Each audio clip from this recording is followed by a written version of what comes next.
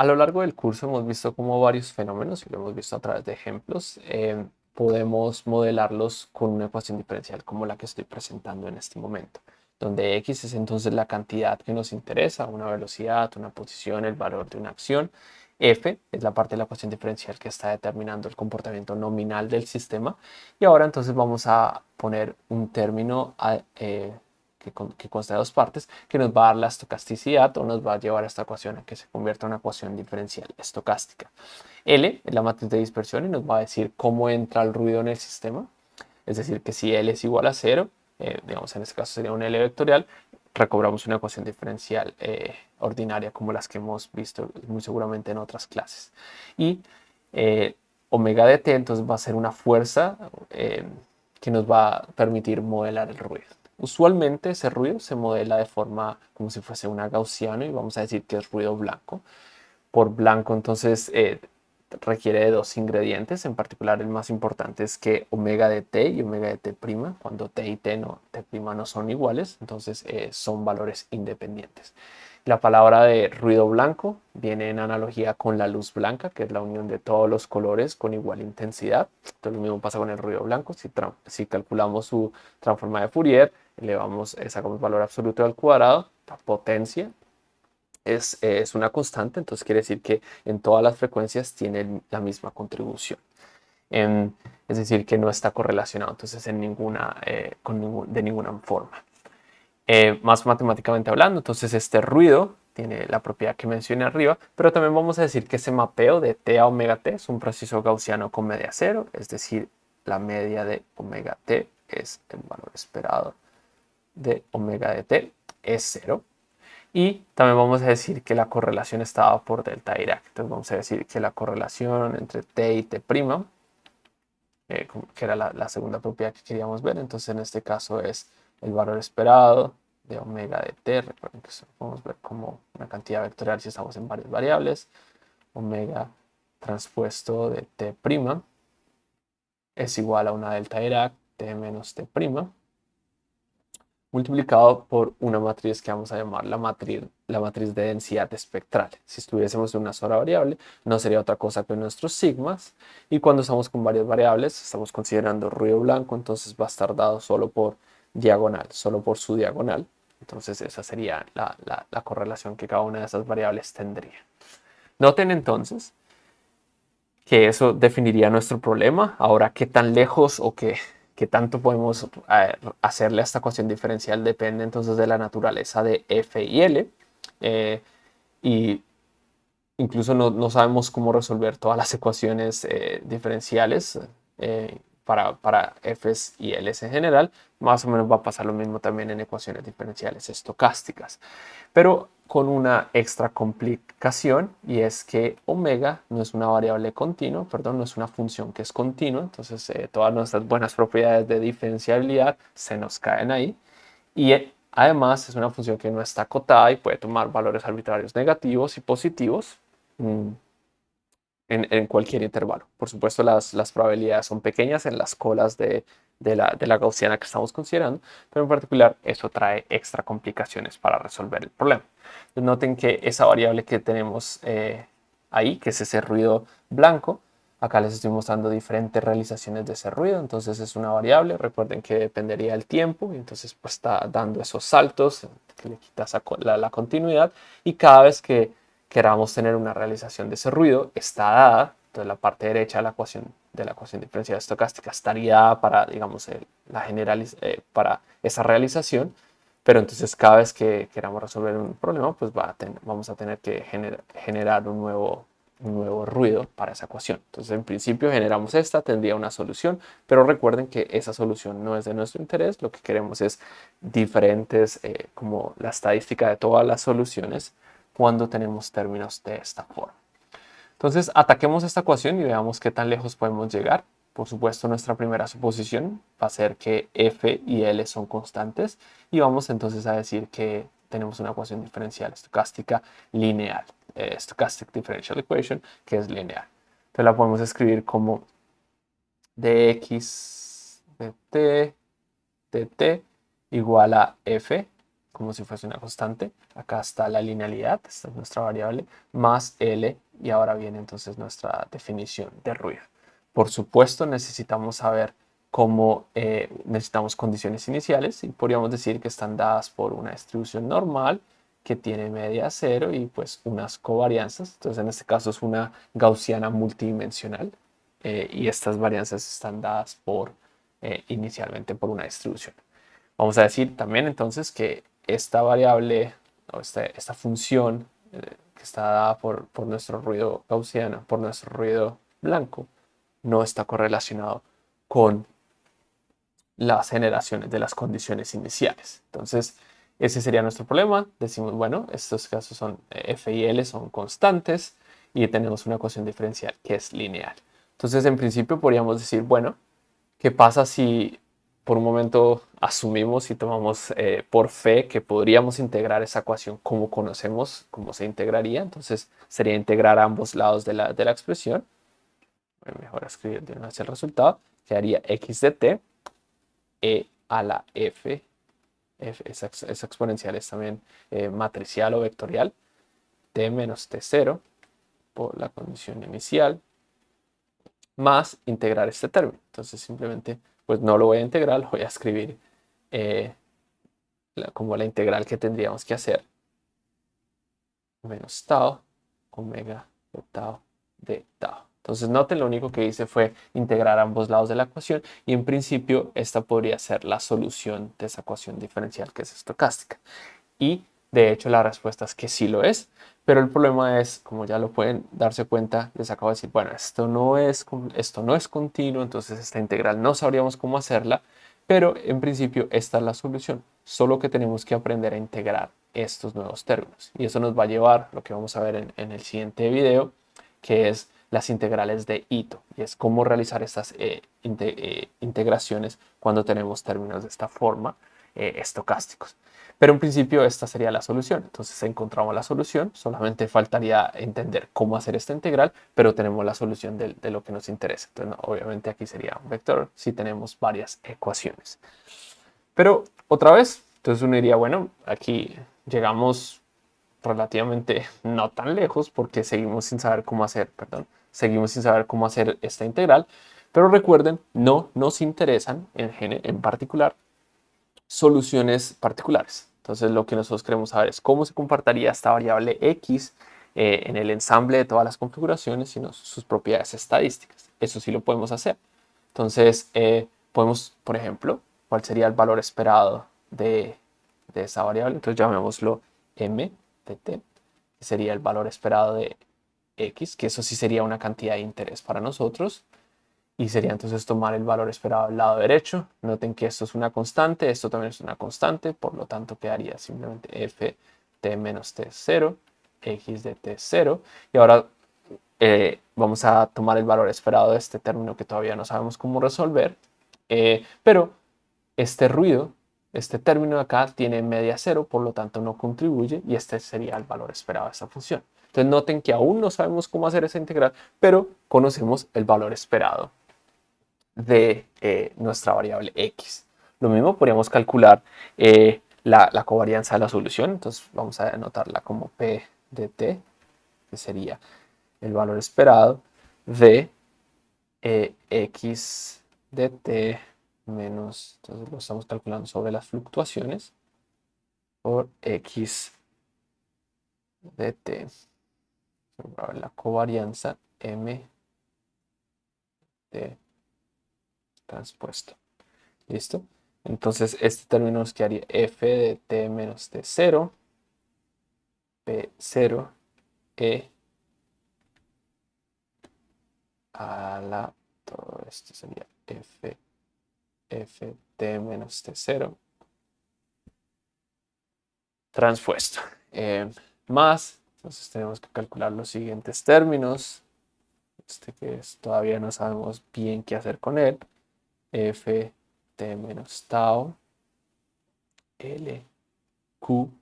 Recuerden que q entonces es la matriz de densidad espectral. Está acá, cada vez que calculamos estas covarianzas. Entonces está asociada a nuestra dispersión de de nuestro ruido, L transpuesto exponencial de F de estado transpuesto de tau. ¿Listo? Entonces esa sería en principio la covarianza de esa expresión. Aquí no llegamos tan lejos como lo hicimos en la media. Recuerden pues que necesitamos conocer T0 y tener condiciones iniciales para resolver este problema, pero esta sería la covarianza. Ahora, uno quisiera ver entonces cómo se está comportando noten que esto sigue dependiendo del tiempo, entonces uno diría, bueno, si resolvemos este sistema, nos está dando, no sé, la posición de una partícula y quisiéramos saber cuál es su posición media en el tiempo, noten que tiene esta dependencia temporal, pero quizás entonces lo que nosotros queramos hacer es cuál es el cambio de esa media o el cambio de esa varianza. Eso también lo podemos hacer, entonces podríamos calcular, lo van a hacer ustedes en la tarea, el cálculo detallado, eh, de ver cuál sería el cambio en el tiempo de esta media y de esta covarianza. Entonces, es otra cosa que Fm de t. Y esta ecuación pues la podemos resolver. Y lo mismo para la ecuación P de t. Para la covarianza F P de t más P de F transpuesto más LQL transpuesto. Entonces, bueno, obviamente no podemos llegar más lejos porque no para un caso específico tendríamos que decir quién es Q, quién es F, quién es L, quién es Q, la matriz de densidad espectral para ese fenómeno estocástico en particular. Pero en principio también conoceríamos cómo se está comportando la media y cómo se están comportando las covarianzas o cómo está siendo acotada nuestra solución. Entonces, para eso veamos un ejemplo. Ahora sí, entonces podríamos aterrizar los conceptos que tenemos ahí.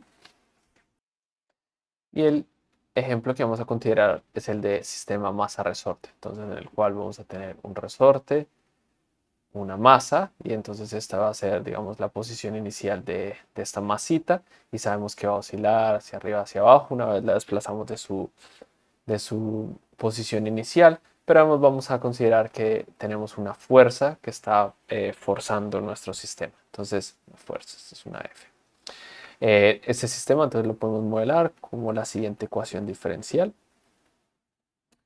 más esta es una constante que depende que va a ser nuestra constante del frenado, es proporcional a la velocidad del sistema, más nu cuadrado, que es otra constante que se suele escribir también de esa forma, x de t, que entonces es nuestra velocidad angular resonante, entonces va a estar asociada con la frecuencia, digamos, natural de este sistema, y un término de forzamiento, que en este caso va a ser nuestra parte de estocasticidad, que nos va a dar entonces que esta ecuación ahora convierta en una ecuación diferencial estocástica. Entonces vamos a modelar aquí donde vamos a poner el ruido.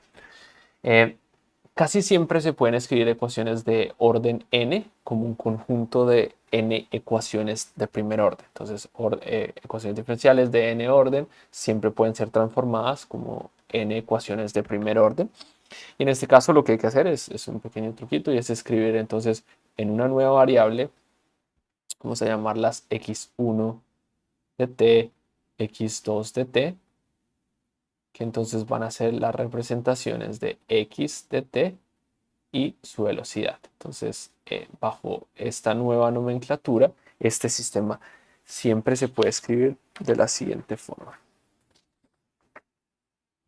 Como con esta nueva notación, entonces como de x, el operador lo vamos a dejar por fuera, va a quedar x1 de t, x1, x2 de t, entonces que sería la velocidad del péndulo, 0, 1, menos b cuadrado, menos gamma, x1 de t, x2 de t, más nuestro ruido. Entonces noten que para esta ecuación en particular, el ruido solo está puesto acá en la segunda parte, para la segunda variable, que entonces estaría asociada a la velocidad del sistema. Entonces, hemos escrito entonces nuestro sistema de ecuaciones. Acá entonces podemos de una vez ver la forma en la que empezamos este video, la forma de la ecuación diferencial, como hemos empezado. Entonces tendríamos que reconocer este término como dx de t. Este sería nuestra fuerza. Noten que entonces este sistema tendría esta f. Este pues no es otra cosa que nuestro x de t. Aquí tendríamos nuestro L de dispersión y pues nuestro ruido, nuestra fuente de ruido. Entonces, para este sistema, si pudiéramos solucionarlo, entonces si dijéramos vamos a hacer una figura en función del tiempo, de digamos la posición, y empezamos en una posición en particular, pues lo que esperamos es que el sistema esté oscilando, como está frenado, vaya a caer a cero. Entonces acá estaría cero. Pero recuerden que estamos en una ecuación diferencial estocástica, entonces por lo tanto empezaría desde el mismo punto, pero pues aquí escribiría otra trayectoria, sí, parecida. Luego otra realización de ruido nos daría otra trayectoria, otra trayectoria. Y al final de cuentas, más o menos, la línea negra, la primera que dibujé, sería como el valor promedio de esta posición. Pero además podríamos caracterizar, algunas veces estoy exagerando en el video, ya vamos a ver que esto no es así. Algunas manifestaciones del ruido quedarían, voy a hacer esto con otro color para que se quede un poquitico más claro. Y uno podría decir, bueno, la solución está en un 90% acotado por digamos, esta curva verde que estoy haciendo. Entonces lo que estamos viendo acá es la curva continua, la primera que dibujé, podría ser como el valor del promedio de la solución. Y este de PDT nos estaría dando, por ejemplo, si consideramos una de estas covarianzas, ver el 90% digamos, de la distribución de x de t. Noten que entonces esa covarianza sería solo con respecto a x de t, porque cuando resolvemos esta ecuación también tendríamos una ecuación diferencial, pero para la velocidad. Y pues también dependería entonces de las condiciones iniciales. Aquí yo había hecho un dibujito un poquito más claro, en el cual habrían diferentes realizaciones. Ahí luego una oscilación, llegaríamos a cero y entonces podríamos ver cómo está evolucionando la media en el tiempo y cómo entonces también podríamos acotar eso. Y noten que esto sí nos está dando la información que queremos. Nosotros no queremos una sola realización, sino ver el comportamiento en general de este sistema. Entonces, por completez, la variación de cada una de las medidas de la posición y de la velocidad, entonces estarían dadas por esas expresiones. Ustedes pueden verificarlas, recuerda con las expresiones que escribimos hace un momento en este mismo video. Y lo mismo, podríamos entonces calcular para esas covarianzas cómo están cambiando para cada una de las variables 1, 2, dp de t, dp 2, 1, dt y dp 2, 2, dt. Entonces esto sería ver cómo están cambiando. Sería otra cosa que 0, 1 menos b cuadrado menos gamma b1, 1, b1, 2, b2, 1, b2, 2 más b1, 1, b1, 2, b2, 1, b2, 2 0, 1 menos b cuadrado menos gamma expuesto más 0, 0, 0 q, donde Q entonces podría ser solo, digamos, el ruido que estuviese en una de las variables asociadas. Entonces, podríamos también escribirlo como sigma cuadrado. Bueno, entonces esto nos está dando la información. Noten que en este caso, estos son de los poquitos casos en el cual tenemos un sistema, una ecuación diferencial, tenemos un modelo, digamos, para que está escrito de esta forma. Llegamos a una solución en la que decimos, bueno, los términos son lineales, los podemos escribir de alguna forma.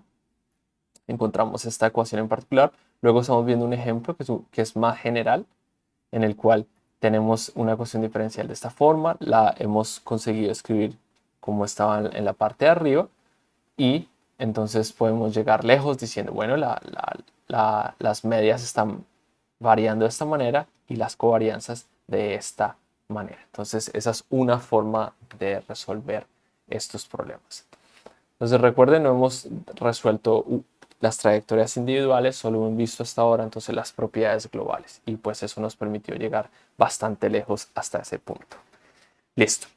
Ahora entonces vamos a ver una forma heurística de qué pasaría entonces cuando esto no lo podemos hacer porque la ecuación no es lineal. Entonces pasemos a cómo sería la solución heurística de una no lineal. Entonces en este caso, ¿qué estaríamos resolviendo? De x de t igual a f. Ahora sí este término depende de la variable x, que también depende del tiempo, más l x de t omega de t. Entonces es como lo hemos escrito en la primera línea del video, resolver esto. Y bueno, como lo escribo acá, en principio no sabemos resolver la mayoría de ecuaciones diferenciales que no encajan dentro de cierta estructura. Entonces, pues cuando ponemos esta de la parte lineal se vuelve un poco más complicado. Entonces aquí la solución que vamos a tomar en este curso, recuerden que existen técnicas, no las vamos a ver acá, pero una que vamos a ver que es muy fácil de determinar es resolver esto en el computador. Entonces, en principio, estas ecuaciones, no importa qué tan difíciles sean, en principio podemos resolverlas en el computador.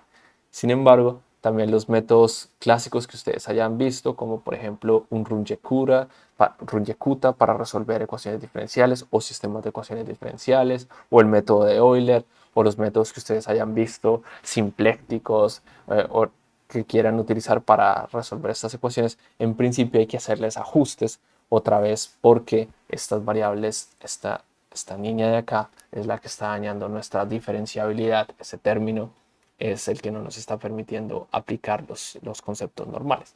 Sin embargo, podemos tomar un atajo y es generalizar el método de Euler. Y es que recuerden que en general, cuando tenemos una ecuación diferencial, volvamos otra vez a la parte ordinaria, entonces tenemos una ecuación diferencial dada por una función que entonces de y y eventualmente el tiempo.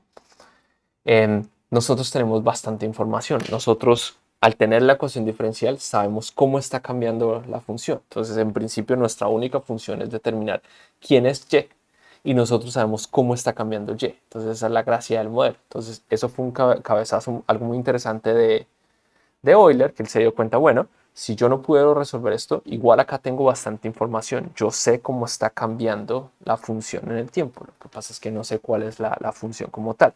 Entonces uno, si pone esto en un mallado y diría, bueno, yo quiero calcular la pendiente entre dos puntos. Entonces, por ejemplo, si estuviéramos calculando y de t para este ejemplo, entonces diríamos, bueno, tengo dos puntos, entonces un punto está dado por tn más 1, en mi mallado tn y tn más 1, y tn, perdón, tenemos estos puntos, está tn más 1 y yn más 1, y además tengo entonces también mi punto tn y yn.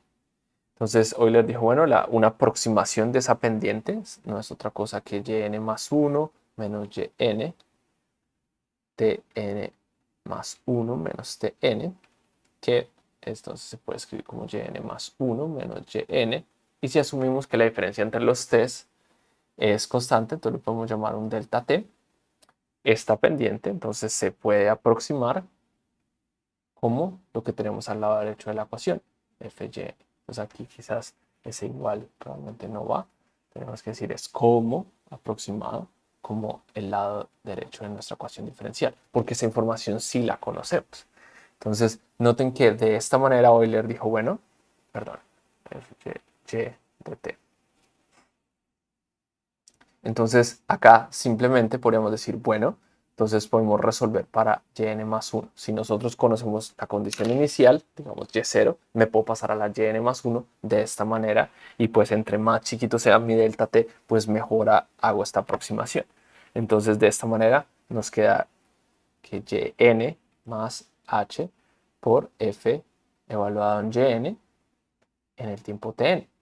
Y ese es el método de Euler, es un método de primer orden, el error escala de esta manera.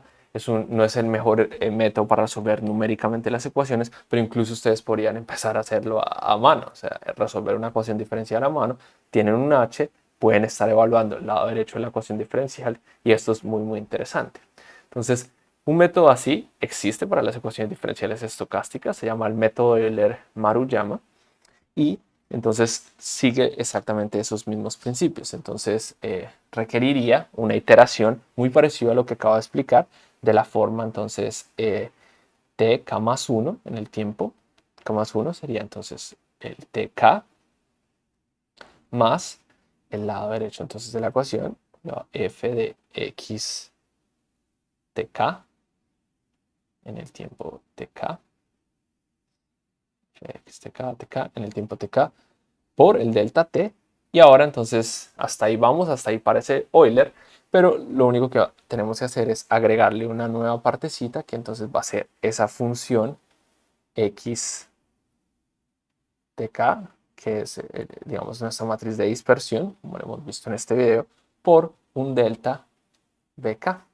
Y este entonces va a ser una variable gaussiana, una variable aleatoria escrita por una gaussiana, y podríamos decir que este delta, recuerden que eso está asociado un poquito con lo que vimos del proceso de Wiener en videos anteriores, vamos a decir entonces que tiene una distribución normal y tiene entonces Q, nuestra matriz de dispersión, delta t. Recuerden que eso es para como si lo estuviéramos haciendo en diferentes variables.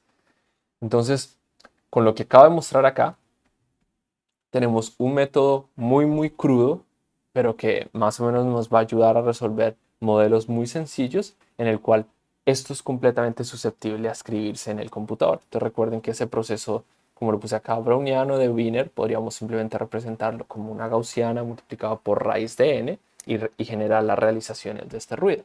Entonces necesitaríamos la matriz L y aplicarlo. Noten que la varianza es proporcional a delta t y no a la desviación estándar. Entonces, eso es algo que es usual acá en este proceso, hay que tenerlo en cuenta. Y de la misma forma como en Euler, entre más pequeño se hace h, pues mejor aproximamos la solución, lo cual tiene sentido, ¿no? Si la solución está cambiando muy rápido y nuestros h son muy grandes, pues no vamos a capturar de manera adecuada la función. Lo mismo pasa en este proceso de Euler-Maruyama. Y vamos entonces, si hacemos el delta t, mejor nos aproximamos. Sin embargo, este método realmente converge muy despacio. En el curso no vamos a ver otro más que estos. Ustedes pueden explorar diferentes modelos, ya tienen las herramientas iniciales. Entonces, para acabar este video, vamos entonces a resolver numéricamente este problema que puse acá, en el cual ya tenemos todos los ingredientes. Lo único sería escribirlo en el computador. Necesitamos una realización de ruido y hacer estas evaluaciones iterativas. Entonces, se los voy a presentar en un notebook de matemática y una de las tareas va a ser que ustedes pasen ese código a Python. Entonces, vamos a matemática. Reinicio el kernel por si tengo algo por ahí que traiga una variable. Entonces, vamos a resolver esto desde 0 hasta el tiempo 10. Vamos a empezar con una discretización de 0.1 y entonces el tiempo, cuántos intervalos voy a tener, está dado por t dividido entre delta t. Vamos a decir que v es, noten que el sistema está descrito de esta manera, entonces aquí tengo nu cuadrado menos gamma, exactamente lo que estoy escribiendo acá de forma matricial. Entonces, como les decía, vamos a empezar con un proceso de Wiener que tiene un raíz del delta de t. También va a haber un raíz de n que nos está determinando esa matriz de dispersión de qué tanto el ruido está jugando un papel acá. Esa es la variable que tengo aquí. Vamos a asumir una variable nu, una variable gamma para este término de acá. Entonces, qué tanto frenado y esta variable relacionada con la frecuencia del sistema. Necesitamos condiciones iniciales. Aquí generamos nuestro proceso de Wiener. Aquí está el proceso de la función en el cual vamos a hacer este proceso iterativo. Entonces recuerden, para calcular muy al estilo del método de Euler, para calcular la siguiente aproximación necesito la que conozco antes, evaluar la función, multiplicarla por h e ir avanzando por esas pendientes. Es exactamente lo que estamos haciendo acá, solo que lo estamos escribiendo en la forma matricial como está presentada aquí en la pantalla. Entonces, una de las variables va a ser la posición y la otra es la velocidad. Entonces, condición inicial de la posición 1 y velocidad 0. Podría ser que desplazo mi masita acá y ahora la suelto. y los términos que están acá. Entonces noten la matriz identidad, 0, 1, como estaría acá, multiplicado por el delta de t, que es lo que nos pide el método de Euler, Maruyama, por la matriz, lo que estamos acá, notemos la matriz de dispersión como la tenemos y nuestro proceso de Wiener. Y ahora lo único que tengo que hacer es aplicar esto de manera recursiva. Entonces hagámoslo para estas condiciones. Realizo la exploración, solamente quiero que me muestre la posición en el tiempo. Y esto pues como lo había hecho yo esquemáticamente en este video, entonces, perdón, en esta figura, esa es una sola realización del proceso. Podemos realizar otra, acá está, sería otra realización, otra realización. Por un momento tomemos este es n a 0, es decir, noten que otra vez estoy matando completamente la parte estocástica. Esto debería recobrar exactamente el método de Euler y la solución debería ser completamente suave, lo que esperábamos. Como sabemos, esta variable gamma está midiendo el frenado, es decir, que entre más pequeña la haga, menos frenado está el sistema. De hecho, el sistema además está forzado. Noten entonces que puedo acá frenarlo de esta manera, como lo teníamos, y tener un comportamiento suave. Y aquí es donde puedo empezar a despertar el ruido. Entonces poner 0.01. Ahí está. Bueno, no es tanto. 0.02, volver a una realización. Y noten que cada vez que realizo este procedimiento, aquí estoy generando variables aleatorias de la distribución normal con media 0 y desviación estándar 1, obtengo diferentes soluciones. Entonces recuerden, esto no era lo que nos interesaba como tal cada una de estas realizaciones, sino en general, acá para lo que vimos acá en este video, pudimos también calcular cómo se comportaban las medias y cómo se comportaban las covarianzas de este sistema y están descritas de esta forma. Entonces también podríamos verlas como están y con eso construir las líneas que están ahí. Y eso lo van a hacer ustedes en la tarea. Entonces noten, podemos seguir acá jugando con estas diferentes realizaciones del ruido. En este caso podemos ir ampliando la variabilidad de, digamos, qué tanta amplitud tiene ese ruido y vemos que entre más alto sea este número, pues más rara entonces empieza a ser la solución. Pero recuerden, diferentes realizaciones nos van a dar diferentes soluciones. Entonces, uno podría hacer esto.